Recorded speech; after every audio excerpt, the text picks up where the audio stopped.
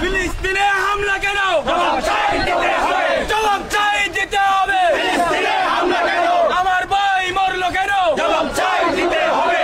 Israel বিরুদ্ধে action to action, Israel বিরুদ্ধে নেতানিয়াহুর গালে গালে